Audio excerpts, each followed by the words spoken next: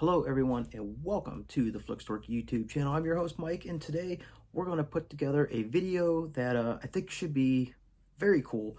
Something I've been wanting to do for a while, and that is kind of go through and go over like the history of every DVD player and up that I've ever owned, and I still have them all and they all still work. We're not gonna put disc in and check that feature because that'll just really take a long time, really. Just getting stuff hooked up. I don't want to put like 3 days into just going over the video. So it's mainly just going to be like going over the hardware, starting with my original PlayStation 2 that I bought in 2001, all the way up currently through my 4K player that I just bought earlier this year. So let's get started. So Sony PlayStation 2, these came out in like October 2000. It was a year later before I purchased mine. I bought this like exactly a year later with the release of Grand Theft Auto 3. That's kind of like the game that just really like changed everything for the PlayStation 2. Well, for me anyways. But yeah, super happy to have had this added to my collection at that point. So the first real DVD player that I bought was this DVD recorder from Sony. This is an RDR GX257 DVD and recorder. So really I bought this because I was like big into ghost hunting at the time. And with this, with the recorder, I could go from camera straight onto disc to check back you know, anything that we were recording from cameras. And also I could link that to my, I want to say I could link this to my computer and I could dump it onto my computer at the time, but man, I really don't remember when it comes to that. But yeah, so I've had this for quite a while now. I think I purchased this like 2008. All right, let's keep moving on. So also in 2008 or 2009, somewhere around there, I picked up an Xbox 360. I bought this from one of my cousins. He had just upgraded to like a PS3 or PS4 or something like that at the time. I would have to go back and like check them dates to see what the release was for that. So I was looking to upgrade from that PS2 that I had for like 10 years at this point to a newer game system. So here we are, 2019, like 10 years later between me buying DVD players, and really just because at that point I had 3 different devices that could play DVDs, so there really wasn't no reason for me to buy anything else for all them years. But I did want to make the upgrade to Blu-ray at one point, so I finally did pick up this Sanyo, just a basic Sanyo Blu-ray player. All right, so the next player we're going to look at, this is an LG DVD CD player. I picked this up 2021 from Walmart, and you know, the price of this stuff was kind of starting to go down at that time, especially for DVD. Really, I just bought this to take to work. Since then, I've brought it back home. It's not really hooked up to anything, so I really don't know why I'm keeping it at this point, other than, I mean, really, it's hardly had any use on it, so it's very new still. All right, so here we are with my current player, and this is my Panasonic DP-UB150 Blu-ray, or yeah, Blu-ray UHD 4K player. I don't think that time's right. So that is what's powering my home theater setup right now. So let's do a little more of an in-depth look. Oh man, I really need to do some deep cleaning on this. I did not realize that. Just stuff gets so dusty. But the PlayStation 2 came out, and I think these turn. I guess not. Because you can see, like, right now it's kind of on its side. But yeah, this is seeing its better days. Look at the Player One controller. But these were really cool. They had some USB ports on it. But like a lot of people, this was like the first DVD player for many people, just because they were almost more affordable than DVD players at the time. And the same thing can be said with, what was that, the PS3 or the PS4? I think it's PS3. Is PS3 the very first Blu-ray player? That's why a lot of people bought the PS3, because they could power like their whole home theater system out of it. But yeah, I've had this for a long time. Yeah, even that fan, I need to get some compressed air and really clean this up well. I mean, it just sits here, so that's kind of like why it's getting so dirty at this point. But yeah, so we had our AC in, you had your AV out, you could do digital optic. I can't remember if I've ever used that or not. You had a toggle switch on the back, and then like on the front, set that back up so you can see you had slots for 2 controllers and slots for 2 separate memory cards.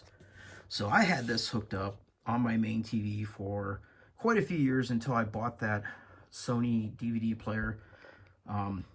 So game system and DVD, you know, I had this hooked into like an old like AV receiver unit. I also had like a 5-disc CD changer hooked into that with some speakers. You know, I was like 22, 23 at the time, so to me that was like a fantastic theater setup. All right, so let's kind of move on to that Sony DVD recorder. All right, so my Sony RDR GX257 DVD player and recorder, Energy Star. But so this was like a huge upgrade for me, you know, going from just the PS2. So now I had a DVD player that was also a compact disc player, and you could write DVDs on it. Dolby digital, DTS digital sound. I mean, that was like the first that I'd had like something that had really good quality sound to come with it from these discs. You can see this same as with that PS2. It's just seen some better days. That's been cracked and re-glued together. Actually, that's just held on right now with just a little bit of like 2-side tape. I think after this video, I'll show it a little bit of love, and I'll maybe take some mounting tape or something and get it in there. I don't want to glue it. I think there was tabs at one point that came off, but I think some mounting tape would hold it on there really nice. But yeah, so that was like a huge, huge upgrade. And like I had said, I originally wanted to take like VHS tapes, and I wanted to move them all over onto DVD. And that's just something that never really happened. I was really into ghost hunting at the time, so that was really like its main function. This wasn't even like hooked into my like movie setup for the first, you know, however long, just because I kept it to where it could be portable. I had like a small like computer monitor that I would hook it up to. So like you could see like in real time what the cameras were seeing, and I could also be recording. So the Microsoft Xbox 360, slots for 2 separate memory cards. You plug your controllers in by USB port down here. They were like rechargeable. They also had battery packs in it. So that was like a huge upgrade from the old wired in controllers that you had with the PS2. So it's kind of nice that you didn't have to sit like right on top of the Xbox. And even when they were plugged in, the controllers had a much longer cord than what the Sonys had at the time, or at least for the PS2. So this is the all-white Microsoft Xbox 360. Always thought the shapes were kind of weird, but I mean, overall, they did have just like a nice, clean design to them. So you can see this one, I've got the adapter hooked up, so it does get Wi-Fi. So that was like my first like online gaming experience with picking up this system. So it did have the AV HDMI, and you can see that plugs into like a USB port. I think that was a USB port, yeah. Or it could be directly hooked up to your internet. And then down here, you had your power supply. And there's nothing really important there. I thought it might have some stuff for like so like the sound and everything for it, because I don't remember if these had anything like Dolby, but I mean, it's pretty cool, just HDMI. That was, I mean, after the Sony player, this was like the first thing I had that was HDMI, so it's like real big step up from USB ports at that point. So really that was it for me, like a 10-year stretch at that point. Then I had the 3 DVD players, and one in the PS2 kind of moved to my bedroom once I got the Xbox. So I had a DVD player in both rooms at that point. Plus I had You know, the Sony DVD player, I guess I don't really remember using it that much at that point. Just seemed like the Xbox was normally on, so it was like just throw a disc into the Xbox and watch it through the Xbox. But this was my first experience with Blu-ray, just pretty simple. Power, disc open, or tray open and close, pause and play. USB on the front. So this on the back, just keeping it simple, just one HDMI out. I thought this had, there we go, Java, DVD, video, energy, Dolby Audio, DTS 2.0, HDMI. So this is very, very, very simple. And like right now, this is something that's typically hooked up in my bedroom at this point. All right, so then this LG player that I bought back in 21, even more simple, on-off disc tray. And this was HDMI, Dolby Digital, DVD, XVID. Pretty basic player. So one thing that I have always stayed away from, and even with my new 4K player, I mean, I have a smart TV, so to me, there's no reason to have a smart player. I mean, maybe I'm wrong about that, but so this on the back, there is one thing that's kind of cool about this, because you can use this with HDMI, or you still have video and audio outputs. So if you were hooking this up to like an older TV, you can still make it work. Yeah, really, I think that maybe it's time to part ways with this. Got garage sale days coming up, so this could be something that ends up getting moved. So then, of course, that leaves us with the Ultra HD Blu-ray player, Panasonic DPUB 150. I've been pretty happy with this for the couple of months that I've had it. USB on the front.